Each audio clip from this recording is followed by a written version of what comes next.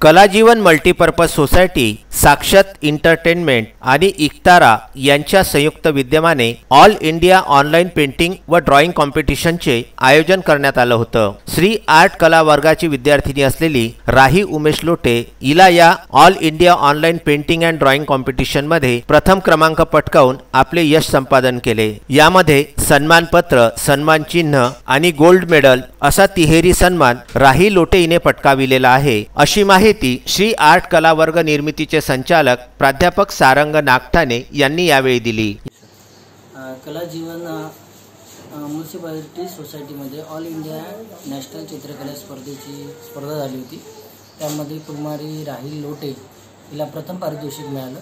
तिला त्याबद्दल तिचं खूप खूप अभिनंदन। श्री आर्ट कला वर्गातर्फे तिचं खूप खूप अभिनंदन आणि तिला भरपूर शुभेच्छा। श्री आर्ट कला वर्गातर्फे तिला पुढील वाटचालीसाठी पण खूप खूप शुभेच्छा। यावेळी राही उमेश लोटे हिचा सत्कार करण्यात आला। सन्मान चिन्ह, मेडल आणि प्रशस्तीपत्र देऊन गौरविण्यात आले। श्री आर्ट कला वर्ग कला निर्मिती अमरावती यांच्या वतीने साईनगर प्रभागाचे नगरसेवक व माजी स्थायी समिती सभापती तुषार भारतीय यांचा सुद्धा वाढदिवसानिमित्त सत्कार करण्यात आला। श्री संत गजानन महाराज शेगाव यांचे अतिशय सुंदर आणि सुरेख असे चित्र प्राध्यापक सारंग नागठाणे यांनी तुषार भारतीय यांना आपल्या मनापासून शुभेच्छा दिल्या। सारंग नागठाणे नावाचा एक युवा चित्रकार खूप चांगल्या पद्धतीने चित्र करतो।